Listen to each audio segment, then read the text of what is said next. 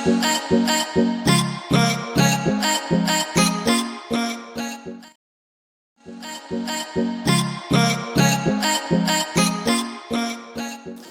Friends, welcome to JRF chemistry. तो आज हम लोग क्या पढ़ने वाले हैं? आज हम लोग फैक्टर्स पढ़ेंगे जो कि क्रिस्टल फील्ड स्प्लिटिंग को अफेक्ट करते हैं। तो कौन कौन से ऐसे फैक्टर्स हैं जो क्रिस्टल फील्ड स्प्लिटिंग को अफेक्ट करते हैं? तो सब वन बाय वन हम लोग पढ़ते हैं। तो पहले क्या हम लोग पढ़ेंगे? Factors affecting the crystal field splitting. तो सबसे पहला जो फैक्टर है जो क्रिस्टल फील्ड स्प्लिटिंग को अफेक्ट करता है वो कौन सा है? वो है चार्ज।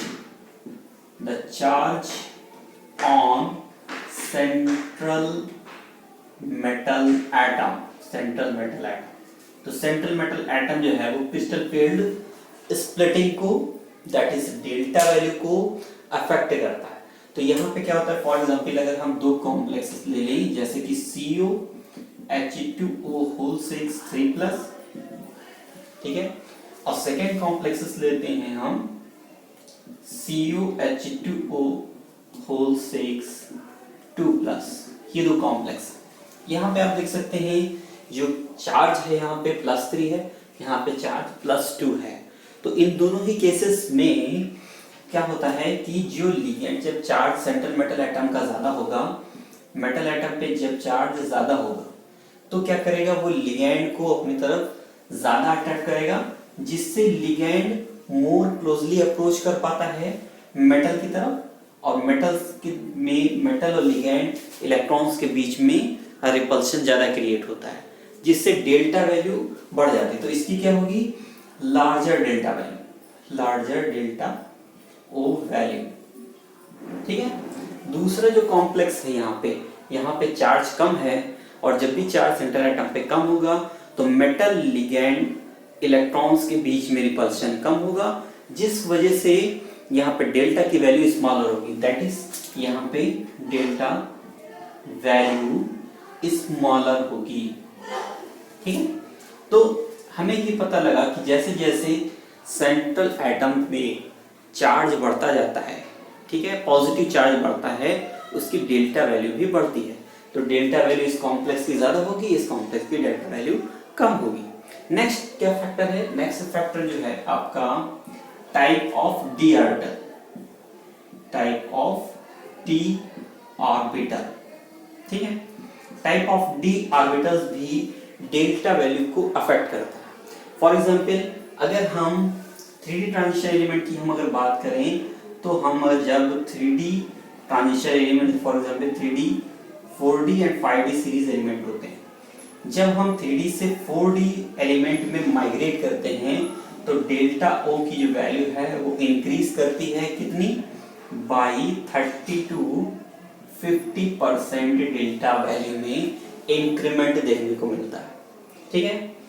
सिमिलरली जब 4D से 5D में हम लोग माइग्रेट करते हैं, अप टू डाउन जाते हैं, तो भी डेल्टा वैल्यू इंक्रीज करती है by the same amount, that is delta value increases by 30 to 50%। ठीक है। इसीलिए ये जो कॉम्प्लेक्स होते हैं 3D transition element generally high spin complexes देते हैं। कैसे देते हैं? High spin complexes with weak field ligand. जब वीक फील्ड लिगैंड हो तो 3D ट्रांजिशन एलिमेंट है वो जनरली कैसे देते हैं? कॉम्प्लेक्सेस, हाई स्पिन कॉम्प्लेक्सेस देते हैं, क्योंकि यहाँ पे डेल्टा वैल्यू कम होती है। जबकि 4D and 5D series element जो होते हैं वो क्योंकि 30 to 50% डेल्टा वैल्यू बढ़ चुकी होती है, इसलिए ये लो स्पिन कॉम्प्लेक्सेस देते हैं, लो spin complexes with weak field ligand. तो हमें एक बात पता चली, जो 3D ट्रांजिशन एलिमेंट है वो वीक फील्ड लिगैंड के साथ कैसे कॉम्प्लेक्सेस देते हैं? हाई स्पिन, जबकि 4D and 5D series element है वो जनरली लो स्पिन कॉम्प्लेक्स देते हैं वीक फील्ड लिगैंड के साथ। फॉर एग्जांपल अगर हम 3 कॉम्प्लेक्स लेते हैं, अगर हम कोबाल्ट फैमिली में एंटर करें तो कोबाल्ट 3+ स्टेट में ये हैलाइड्स के साथ कॉम्प्लेक्स बनाता है। फॉर एग्जांपल आप देखेंगे CuF6 3- और इसके नीचे क्या आता है? कोबाल्ट, रोडियम एंड इरिडियम आता है। तो तो CuF6 3 minus, RHF6 3 minus, RHF6 3 minus and IRF6 3 minus complex. ठीक है, ये 3 कॉम्प्लेक्सेस हैं। अब आपसे पूछा जाए कि इन 3 कॉम्प्लेक्सेस में, क्योंकि ऑक्सीडेशन स्टेट तीनों में सेम है, कितनी है, +3 है, तो नंबर ऑफ अनपेयर्ड इलेक्ट्रॉन कितने होंगे और इनका हाइब्रिडाइजेशन क्या क्या होगा, तो आप कैसे बताएंगे? तो सबसे पहले हमें ये पता चलेगा कि CuF6 3 माइनस कॉम्प्लेक्स जो है, तो इसमें ये कैसा होगा, ये हाई स्पिन कॉम्प्लेक्स होगा। हाई स्पिन कॉम्प्लेक्स क्यों है? क्योंकि 3D ट्रांजिशन में एलिमेंट है और जनरली वीक फील्ड लिगैंड के साथ वो कैसा बनाते हैं, हाई स्पिन कॉम्प्लेक्स का फॉर्मेशन देते हैं। और हैलोजन जो होते हैं आपके कैसे होते हैं, वीक फील्ड लिगैंड होते हैं। तो ये हाई स्पिन कॉम्प्लेक्स देगा और हाई स्पिन, लेकिन ये जो दो कॉम्प्लेक्सेस हैं ये दोनों कैसे होंगे, लो स्पिन होंगे। ठीक है, ये एक हाई स्पिन और दो बाकी दो लो स्पिन। तो हमें पता है कि हाई स्पिन कॉम्प्लेक्सेस में हाई स्पिन कॉम्प्लेक्सेस होगा, तो यहाँ पे ऑक्सीडेशन स्टेट कितनी है, +3 है। +3 के केस में D6 कॉन्फ़िगरेशन होगा तीनों ही मेटल का। तो यहाँ पे 6 इलेक्ट्रॉन एंटर करेंगे। हाई स्पिन कॉम्प्लेक्स कैसे बनाएंगे, 1 2 3 4 5 एंड 6। तो यहाँ पे नंबर ऑफ अनपेयर्ड इलेक्ट्रॉन कितने हो गए, 4 हो गए। नंबर ऑफ अनपेयर्ड इलेक्ट्रॉन 4 हो गए। ठीक है, जबकि इसमें इन दोनों कॉम्प्लेक्सेस के लिए हम देखेंगे, ये दोनों लो स्पिन कॉम्प्लेक्स हैं, तो नंबर ऑफ अनपेयर्ड इलेक्ट्रॉन कितने हो जाएंगे, इन दोनों कॉम्प्लेक्सेस के लिए नंबर ऑफ अनपेयर्ड इलेक्ट्रॉन 0 हो जाएंगे। दैट इज ये दो कॉम्प्लेक्सेस जो हैं वो डायमैग्नेटिक होंगे, केवल जो ये कोबाल्ट वाला कॉम्प्लेक्स है वो पैरामैग्नेटिक होगा। ओके, और एक इसमें क्या चीज हम देख सकते हैं कि इसके बेसिस पे, लो spin and high spin complex के बेसिस पे हम इनका हाइब्रिडाइजेशन भी बता सकते हैं।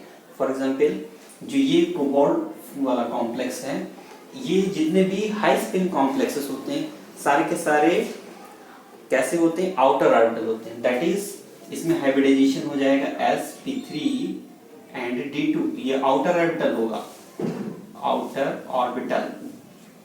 ठीक है, और ये दो कॉम्प्लेक्स कैसे होंगे, ये इनर ऑर्बिटल होंगे, इनर ऑर्बिटल, एंड इनका हाइब्रिडाइजेशन क्या होगा, d2 sp3। तो इसी बेसिस पे हम लोग इसका हाइब्रिडाइजेशन भी बता सकते हैं। ओके, चलिए दोस्तों बढ़ते हैं नेक्स्ट फैक्टर की तरफ, जो कि क्रिस्टल फील्ड स्प्लिटिंग को अफेक्ट करते हैं। तो दोस्तों नेक्स्ट फैक्टर क्या है जो कि क्रिस्टल फील्ड स्प्लिटिंग को अफेक्ट करता है, वो है नंबर ऑफ डी इलेक्ट्रॉन्स। तो जब डी इलेक्ट्रॉन जैसे जैसे बढ़ते हैं, लिगैंड और मेटल के बीच में रिपल्शन बढ़ता है, जिससे लिगैंड ज़्यादा क्लोज अप्रोच नहीं कर पाता मेटल को, और डेल्टा वैल्यू जो होती है वो घट जाती है। फॉर एग्जाम्पल, अगर हम 3 कॉम्प्लेक्सेस देखते हैं, for example the CuH2O whole 6 3+, second example देखते हैं CuH2O whole 6 2+, and next complex देखते हैं हम लोग NiH2O होल 6 2+ कॉम्प्लेक्स। तो इसमें हम लोग देखेंगे नंबर ऑफ डी इलेक्ट्रॉन यहाँ पे कितने हैं, 6 है। यहाँ पे कितने हैं, D7, तो यहाँ पे कितने हैं, D8 इलेक्ट्रॉन्स। तो यहाँ पे नंबर ऑफ डी इलेक्ट्रॉन्स बढ़ रहे हैं, दैट इज यहाँ पे डेल्टा O की वैल्यू जो होगी वो डिक्रीज कर जाएगी। डेल्टा O की वैल्यू है, delta O decreases, delta O decrease, यहाँ पे डेल्टा O की जो वैल्यू है वो डिक्रीज करती जाएगी जैसे जैसे नंबर ऑफ डी इलेक्ट्रॉन्स बढ़ते जाते हैं। ठीक है, तो दोस्तों बढ़ते हैं नेक्स्ट फैक्टर की तरफ। नेक्स्ट फैक्टर आप कौन सा है, वो है टाइप ऑफ, जो नेक्स्ट फैक्टर है वो कौन सा है, टाइप्स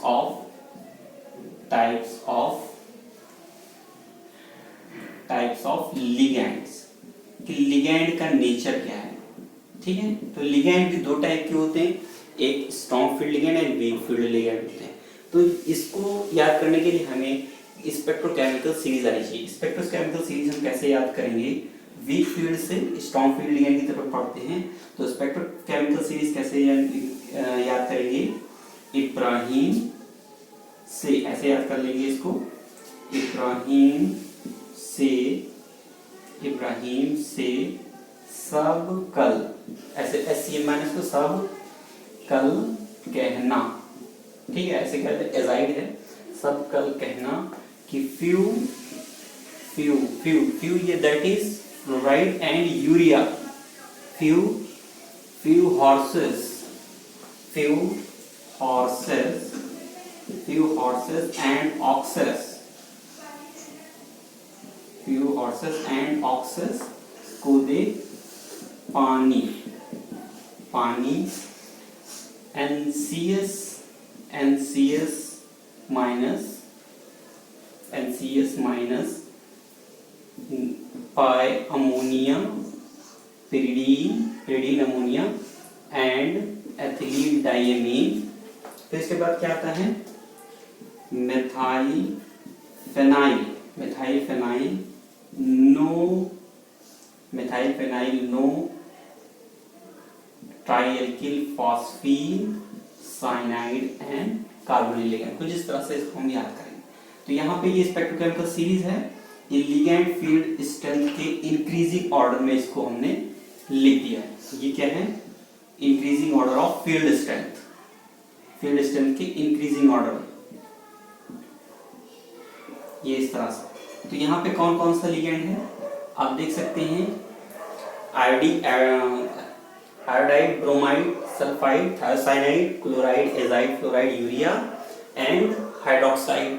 और ये OX क्या है oxalate, oxide water and CS minus, ठीक है, thiocyan isothiocyanide, pyridine ammonia, ethylene diamine and ये methyl anion CH3 minus and phenyl. फिर इसके बाद क्या आता है NO2 minus, tri alkyl phosphine cyanide and carbonyl ligand. तो यहाँ पे क्या है ये जो लिगैंड होता है इनको हम लोग क्या बोलते हैं स्ट्रॉन्ग फील्ड लिगैंड है, और ये जो है ये क्या बोलते हैं वीक फील्ड लिगैंड है, ठीक है। और वाटर को एज अ बाउंड्री लाइन माना जाता है, ठीक है। तो दैट इज हमें हम समझना है कि जो हैलोजेंस है वो वीक फील्ड लिगैंड है, और वाटर के जो लेफ्ट साइड में है वो वीक फील्ड लिगैंड है, और जो वाटर के राइट साइड में है वो स्ट्रॉन्ग फील्ड लिगैंड। और वीक फील्ड लिगैंड हमेशा ही हाई स्पिन कॉम्प्लेक्स देते हैं, और स्ट्रॉन्ग फील्ड लिगैंड लो स्पिन कॉम्प्लेक्सेस देते हैं। तो दोस्तों आज के लिए इतना ही, मिलते हैं नेक्स्ट वीडियो में एंड थैंक्स फॉर वॉचिंग।